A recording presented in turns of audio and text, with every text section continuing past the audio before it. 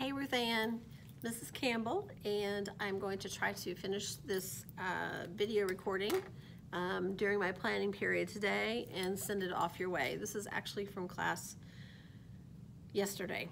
And so your class is off just a little bit from my other group of 9th graders because of the short day last week for parent-teacher conferences. And so I'm gonna actually probably go over a little more than I did with your class and then make up the difference tomorrow. So if something doesn't match up on the PowerPoint that I'm gonna send you, it's because we didn't get all the way through it in this class, but I think if I have time, I'm gonna go ahead and push through all of it. So essentially when class ended, let's see, last Thursday, that was the last regular day of class. We had boring book work on Monday, and then we met yesterday. So I'm gonna pick up where we left off in class on Thursday, and the fact of the day was Muhammad.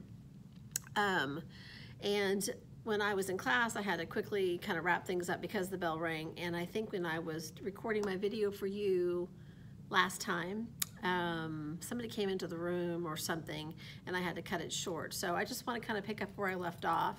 I'm going to send you the PowerPoint, and you can follow along with me.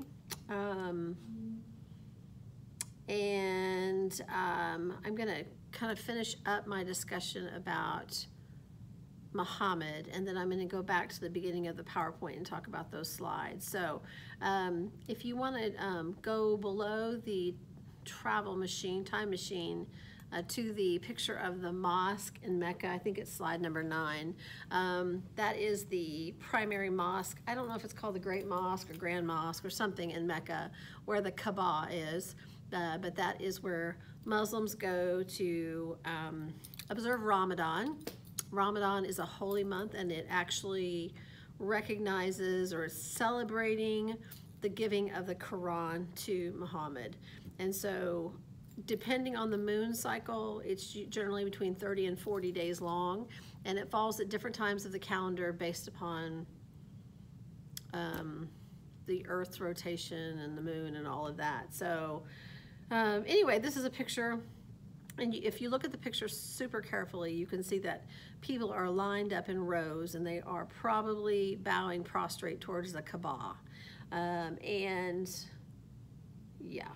So millions of people can go to Mecca during this period of time during Ramadan to try to fulfill their obligation to do a pilgrimage to Mecca where Muhammad was born.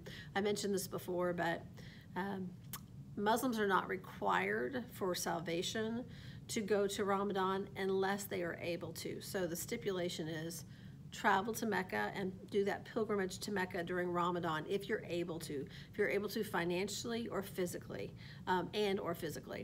so Muslims who are unable to travel to Mecca for a variety of reasons are excused from that requirement of their law, but clearly many do go there. So I think the next slide depicts Muhammad's armies about to go back to Mecca and conquer Mecca. So where we left off in the fact of the day was that Muhammad had been run off to Medina, where he did find people who were willing to follow his ways and to ascribe to Islam. It was in Medina where the first mosque was introduced. It was in Medina where they first started practicing the prayers 5 times a day, and a lot of people followed Muhammad, and he also raised an army to defend the areas around Medina and whatnot. And ultimately the tribes of Mecca got wind that Muhammad had quite a following, and they effectively declared war on him. And so over, I believe, the next couple of years, there was fighting that ensued in the Arabian Peninsula between the warring tribes of Medina and Mecca, particularly related to the religion of Islam. Ultimately, over the course of many months, Muhammad was victorious, and he took his army and he went back to Mecca, where he intended to claim it as part of his, I'll call it, caliphate. And when he came into Mecca, this is, as the story was told, urban legend, I guess you could say, probably through some of the scribes, that the women and children of Mecca fled to the Kaaba, which at the time was a probably a rudimentary temple of sorts, and they took refuge in the Kaaba, thinking that Muhammad would maybe extend some mercy to them and not kill them or execute them for being on the wrong side of the fight. And but rather than threatening them, Muhammad marched his army around the Kaaba 7 times, which is reminiscent of the story of Jericho. And after the 7th time, he sent a message into the temple or into the Kaaba that he was not there to kill them.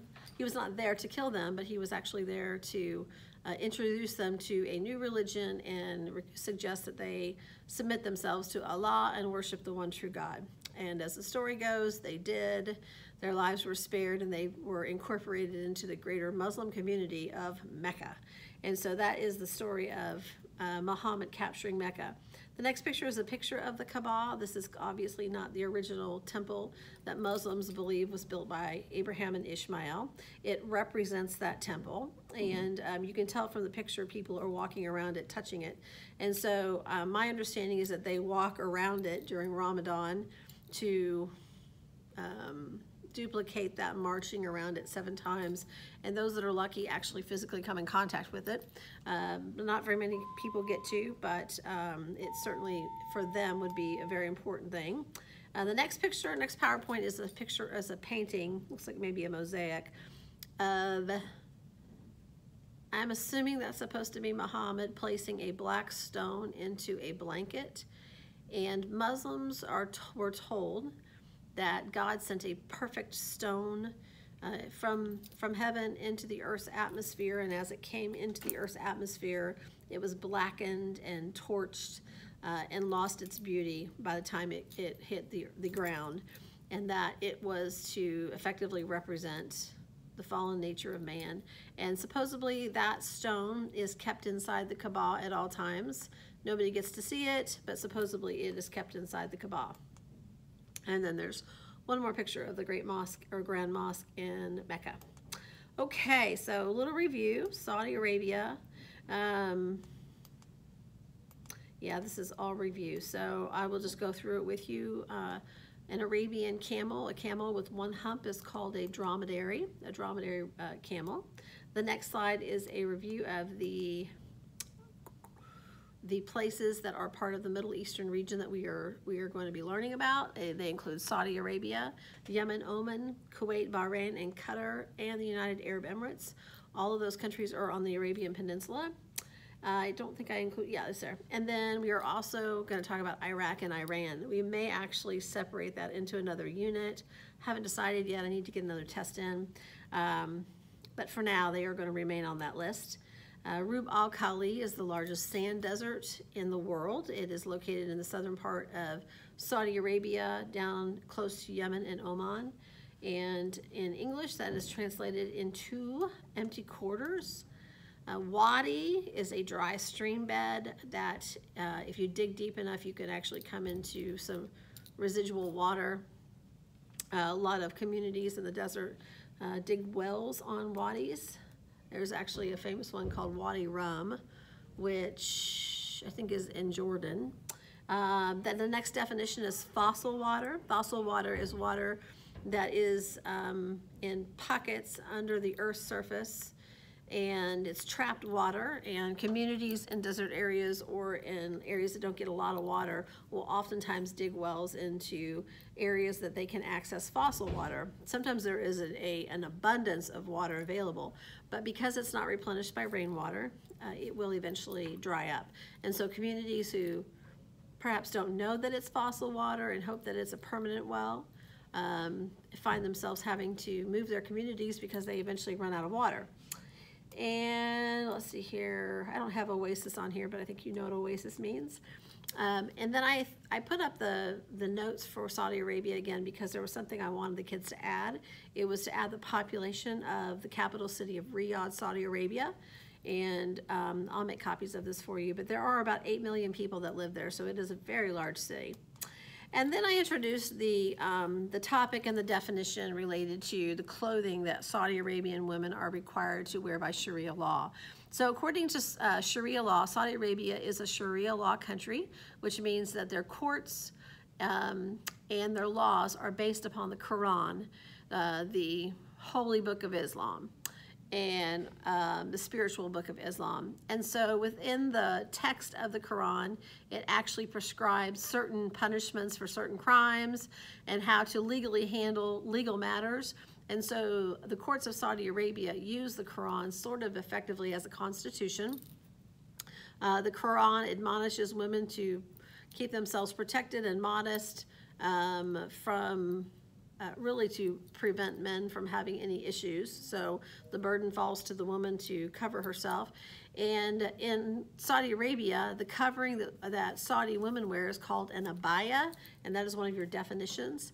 It's a loose-fitting cloak that is intended to keep anybody from being distracted by the woman, and so it kind of makes them invisible in their society. They have to wear a head covering, which is called a hijab. We'll talk about that later, and then a facial covering as well. Sometimes there's a covering over the eyes that you can see through. Sometimes, most of the time, the eyes are left open. And so if you were to travel to Saudi Arabia, you would see a lot of this. There is reforms. Sorry, they are calling an announcement over the, I'm gonna wait.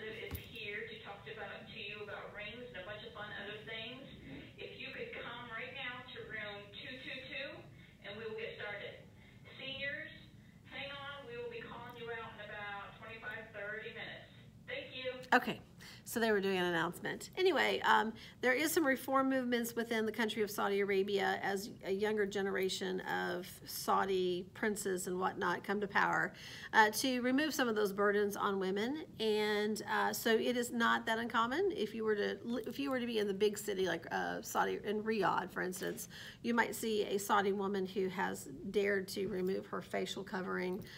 Probably won't ever see them remove their head covering, but you might see that. There's actually a picture here of a woman on an escalator. Saudi women do a lot of shopping because most of them do not work, and they receive a paycheck or a check of sorts from the government that's deposited into their husband's account. And so they do a lot of shopping. And so there's a picture of this woman on an escalator who has the full abaya on, but her face is showing. And I told the kids to just notice that she has actually got blonde hair or light brown hair. It looks like she might have green eyes, so she's probably not a Saudi. She is probably somebody internationally working there, and she's not that concerned about getting in trouble for showing some skin. But that is what an abaya is. In other countries, it's called a burqa, but in Saudi Arabia, it is black, it's one piece, and it is called an abaya. There's a picture of a woman shopping in the shopping center with her children. Looks like two little girls are in a cart. They're not required to cover up, obviously. And there's a store behind her, and she's about to go in there and most likely make a big purchase. So Saudi women do spend a lot of money on clothing, and you wonder why. Nobody sees it. But actually, their family does see it, and their friends can see it. So if they are in their home compound, my friend Mrs. Sullivan that used to teach her, she lived there for a while, she said that Saudi families live behind 10-foot walls so people can't see in, and the women are allowed to take some of that stuff off while they are in the company of family and friends. Certainly no males outside of their family, but female friends, and then extended family, and they are not obliged as often to cover up in the privacy of their own homes. And so they still have a full wardrobe. I was telling the class that juniors, we are calling all high school juniors. All 11th graders need to come quickly to room 222 for a Johnson's meeting. All juniors, all 11th graders, come to 222 right now. We'll see you soon. Anyway, what was I saying? Oh, girls tend to dress for other girls more so than boys. We don't dress up because we necessarily want the boys to think that we look attractive. It's more of a girl thing, at least that's my impression. Boys have their own thing, like shoes, for instance. Boys are all into shoes, and they look at other guys' shoes. But girls tend to want to look attractive for their friends, just to look nice, to feel good about themselves. And so Saudi women are no different. So within the comforts or the confines of their own family, they are able to let loose a little bit. The next definition is mutawa, sometimes referred to as the Murawin. The Mutawa are the religious police of Saudi Arabia, and they wear a white cloak and the traditional red checkered headscarf, and they're out and about all the time enforcing Sharia law. And so in the context of women, they make sure that women are always accompanied by a male relative, that they're never alone, that they're not interacting with international people, that there's no hanky-panky going on. They are strict about dress code. Mrs. Sullivan, my friend that lived there as an American, she was wearing an abaya, but apparently I think she had sandals on, and as she walked you could see her ankles, and because she had shorts on underneath. And so the mutawa approached her husband and in Arabic barked at him a whole lot and basically said, you need to get your wife in line, I can see her ankles. And so they were quick to leave the area, and they were a little more careful thereafter. So but that is their job, to walk around and make sure that everybody is abiding by Sharia law. Then I have several pictures. The first two pictures are, one of them is of a desert in Saudi Arabia, and the next one of the mountains in the southwest part of the country. The whole western part of Saudi Arabia is fairly mountainous, the part that butts up against the Red Sea. It's the part from the Dr. Danger video where they were doing the parasailing. It's kind of that area.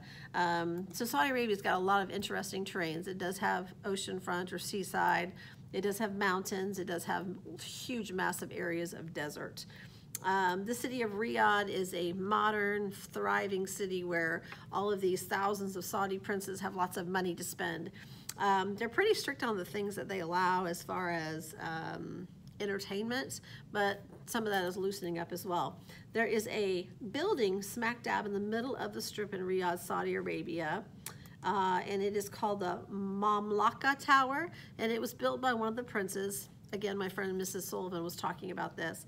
It's kind of the centerpiece of the main shopping district of Riyadh, and you'll see that in the picture. But this particular Saud prince built this tower with a space or gap or hole in the top large enough to fly his personal private airplane through. So there's apparently a lot of competition between the princes about who's going to outshine the other.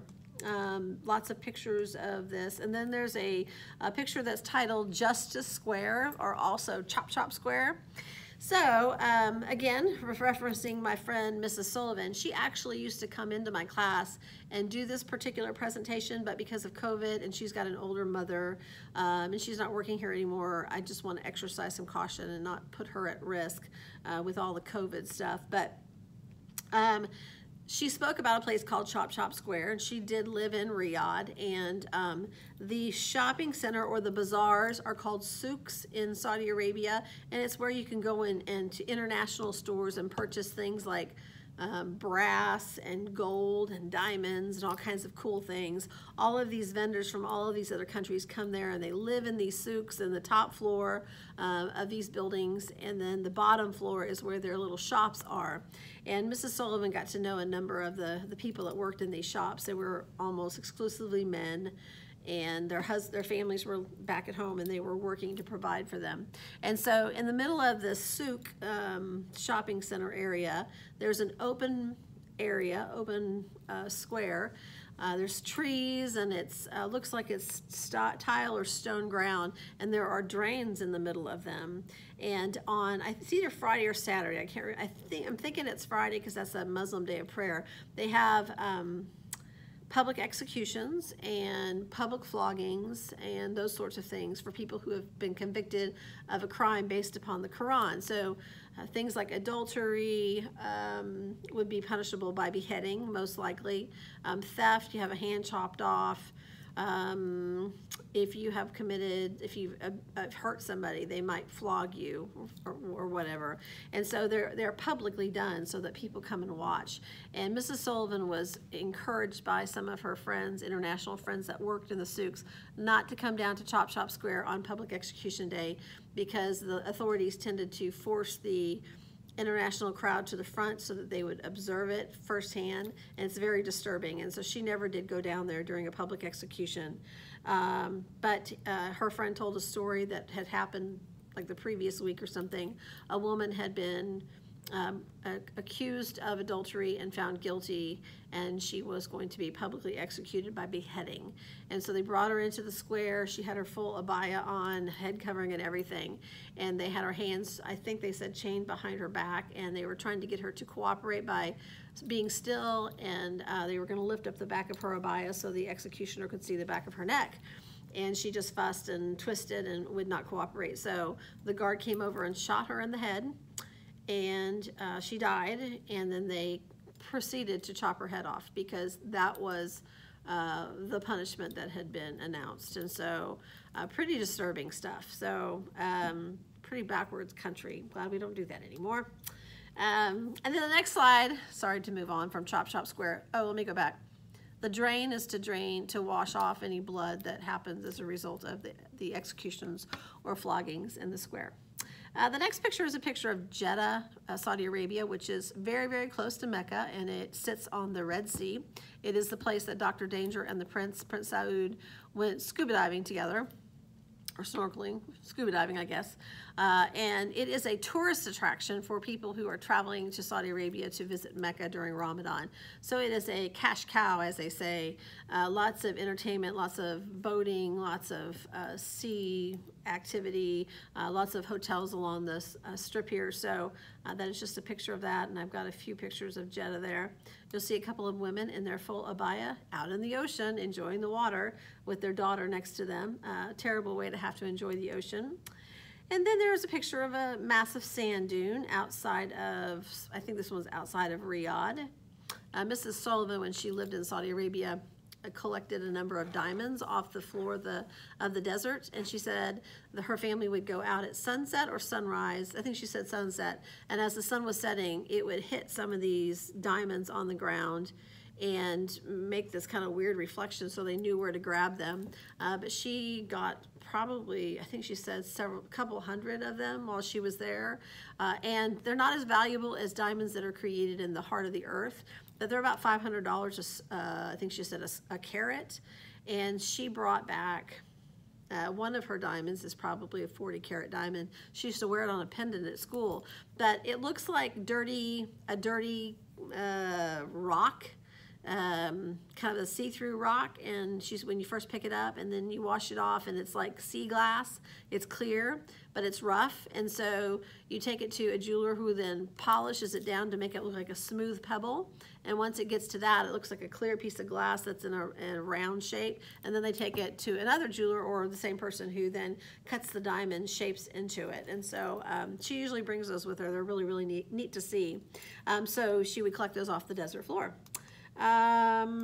Oil, of course, is huge in Saudi Arabia. It was a very poor country until the discovery of oil in the early 1900s. That changed everything for Saudi Arabia. What used to be the empty quarters and desert areas where nobody lived has now become a pipeline, and so you'll see a few images of the oil pipelines.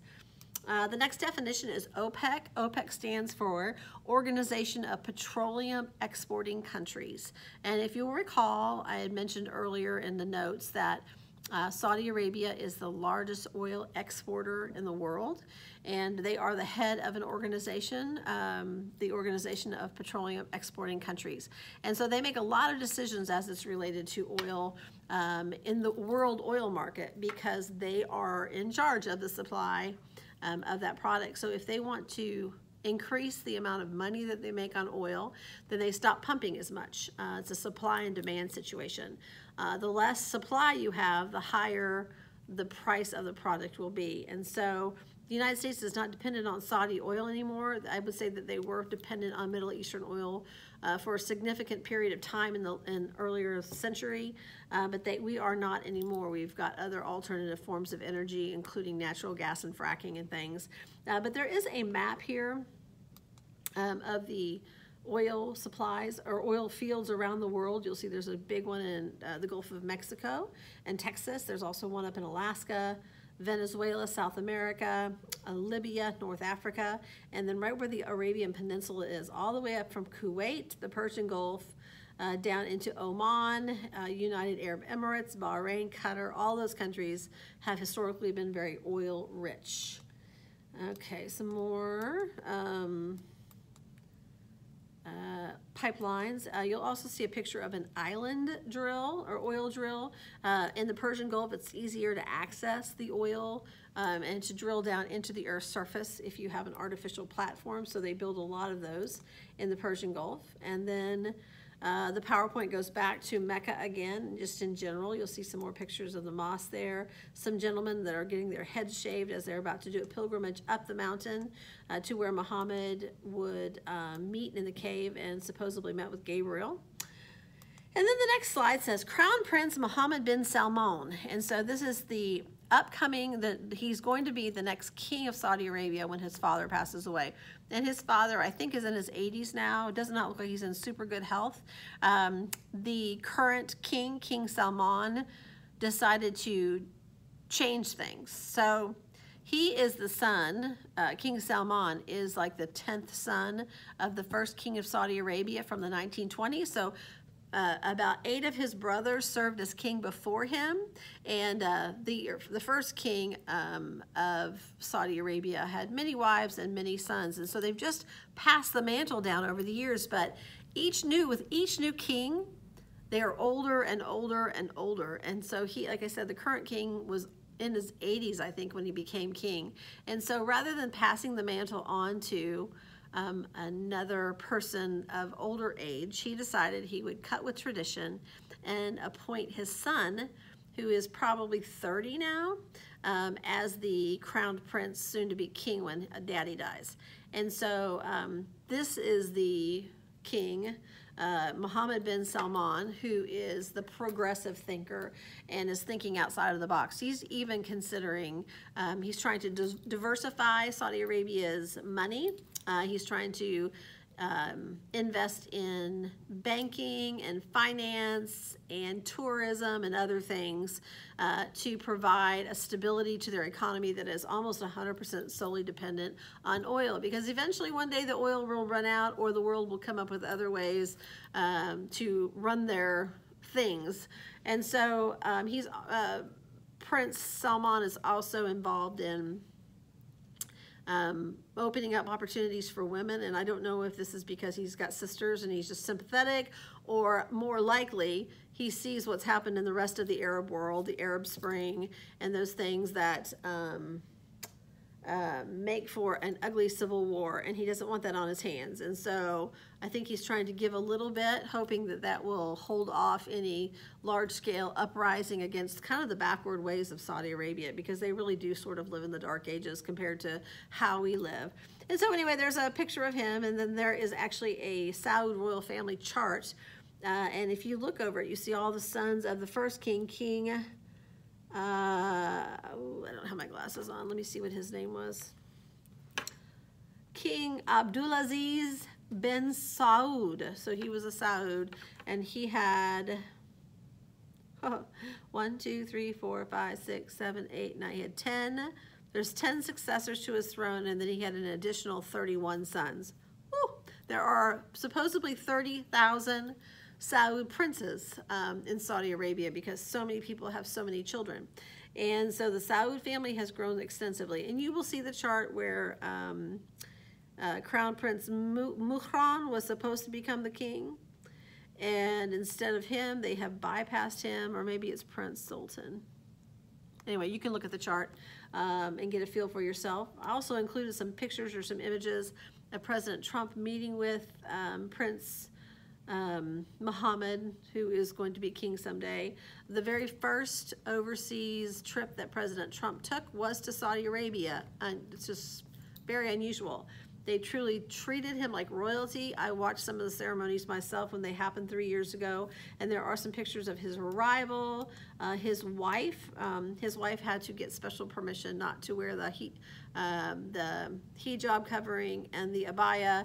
Instead, they told her, because she was the wife of a dignitary, she was effectively treated as a princess of sorts, and so she had to dress modestly, but she didn't have to wear a covering. And so there's a couple different pictures of her. Of course, she was a model in a previous life, or before becoming First Lady, and so she has quite the style. So she did a good job of dressing modestly yet staying fashionable at the same time. So you can flip through those pictures and enjoy those. There is a video link that I'd like for you to watch that is, I'll include in my instructions. But it says it's called the Saudi Lavish Lifestyle, and it's about 10 minutes. And it explains the Saud family and a little bit about the current state of affairs and the current king and family, and a little bit of the palace intrigue and gossip, I guess you could say. I don't know that it's gossip, but it's kind of presented that way. It's only about 10 minutes long, but it's super informative. And then let's see here. There is a picture of my two kiddos. You'll see Chapman and Cheney with a young man who is clearly Arab, and his name is Solomon. He goes by, he pronounces it Soliman, and he is from Saudi Arabia. A few years ago, my family signed up to host an international student, not in our home, but to reach out to them and be kind of a connection for them here in the States. The University of Arkansas has a pretty significantly large Saudi student population, and they first go through a program at NWAC, and then they transfer to the University of Arkansas. So we met this young man through the program at NWAC. And super interesting talking to him. We only got to visit with him a couple times, and then honestly I think we offended him because he had scheduled to cook us a dinner at his home, or I guess his apartment in probably Fayetteville, and they were going to fix us a Saudi feast with lamb and everything, and it was really, really bad weather, and we sort of decided to cancel at the last minute. And I think those meals require a whole lot of planning and preparation, and it was stupid of us, but at the time we thought it was the right thing to do, and we ended up canceling the dinner and asking if we could reschedule, and we never heard from him again. It was horrible. I was like, we dropped the ball. So, but you know, different cultures have different importance of things, and in most of the rest of the world, hospitality is super important. And if somebody is being hospitable to you, don't turn away their hospitality, because it's very offensive. And I think we unintentionally did that. But the couple of times we had to visit with him, we had him over for dinner. We had a lovely conversation with him, talked about his family. One of the things that we discovered is that there is a pretty significant, we think, percentage of the upper crust in Saudi Arabia that live pretty fairly normal lives, and they don't have multiple wives and do crazy things. Solomon said that several of his family members had come to schooling in the United States. That was pretty normal for his family, and that he personally had traveled immensely. He's been to all the places in the world I would love to go. I did ask him over the course of our conversation if he thought that it was okay to have more than one wife, and he said, oh sure, the Quran says we can have as many as 4 wives. And so I asked him, so does your dad have other wives other than your mom? And he's like, oh no. And I said, why not? And he said, oh, my mother would never allow that. And I just kind of chuckled because just even in saying that, he suggests that they have a pretty, what we would say, normal family life. So anyway, there's also a picture there of a University of Arkansas Saudi Arabia student gathering, and you can see those. I'm assuming that the gentleman in the white Saudi robes with the scarves are probably Saudi princes, but I don't know for sure. And then there's a few review questions. You can look over those just to kind of keep it fresh. And then lastly, I didn't get this far in your class, but I did in the other class. So I'm going to go ahead, since it's on this PowerPoint, I'm going to go ahead and communicate it with you and finish here. So we're going to actually talk quite a bit more about Islam next week, and talk about what they believe and what they don't believe. I've already talked about it a lot, but the 2 largest sects of Islam are the Sunni Muslims and the Shiite or Shia Muslims. Sunni Muslims make up about 85% of the worldwide population of Muslims, and then Shia make up the other 15%, give or take. There are tiny, tiny little pockets of variance across the world where there might be another sect of Islam that does not fall under either one of these categories. But generally speaking, there are the Sunni Muslims and there are Shia Muslims. Now the Shia are primarily Persian and from the area we call Iran today. There are also pockets of Shia in Syria and in Iraq, which they're all kind of close together. They kind of form a region. The rest of the world, North Africa, Central Africa, Indonesia, Saudi Arabia, most of the Muslims you'd meet in the United States and the United Kingdom, most of them are Sunni Muslim. The primary difference between the two, and this is written in definitions, and again, I will make a copy of this for you, but the primary difference is that Sunni, it has to do with who each of these groups believe the successor to Muhammad was when Muhammad died. So Sunni Muslims believe that the most qualified person at the time of Muhammad's passing was his father-in-law. And I'm trying to think of his name. It doesn't matter. You'll hear his name in the video, but he was there from the very beginning. He was intricately involved in much of the early years of Islam, and so when Muhammad died, most people assumed that his father-in-law would take over the mantle and carry it on. However, there were groups of Muhammad's inner family who said that he had appointed a successor and that successor was his son-in-law, a guy by the name of Ali, who was also his cousin. So his cousin married one of his daughters and became his son-in-law. We don't know for sure if he actually did that. The Sunnis would say, no, he didn't. But there was fighting right from the get-go between these two groups of people on the ground when Muhammad died. And ultimately, Ali, who is the Shia successor, was murdered by probably a tribal situation, but the Shia claimed that the Sunni had put this group of people up to the murder. There's no evidence that that was the case, but over these several hundred years, that story has developed. And so Sunni and Shia don't like each other very much, generally. I asked the imam at the mosque in Fayetteville once when we were doing a tour if he had any Shia congregants that attended his mosque, and he was like, no. Like, that was a ridiculous question. I was like, sorry. You could just sense in his language and his demeanor that would be ridiculous, and so you could sense that, I guess, discrimination or prejudice. And then Shia also tend to be a little more apocalyptic. Their theological dogma leads to a lot of instability in the region, and so on and so forth. So, but I want you to watch this video. It was done by a Muslim young man in, I think, the United Kingdom, and it's a play, sort of. It's two young people who meet each other in a park, and they begin to converse, and they realize that one is Shia and one is Sunni, and they get into an argument about some of those same things that I just talked about. And the point of the video is to basically say, can't we just get along? We are both Muslims. Why do we have to argue about the details? And so it's a really effective video to help you understand some of the controversies within those groups. It also will help you understand the bigger regional issue that the nation of Saudi Arabia, the countries of North Africa, the countries of the Arabian Peninsula like the UAE and Bahrain and Qatar and Kuwait are very concerned and threatened by the power of Iran, who is a Shia kingdom. And Iran is constantly funding terror groups around the world trying to create a schism between other Muslims, and they've been fairly effective. Now, while Shia tend to be the more apocalyptic group of Muslims, both Al-Qaeda and ISIS were Sunni origins. So you can't say it with a blanket statement that all moderate Muslims are Sunni and all radicals are Shia, because that's not necessarily true.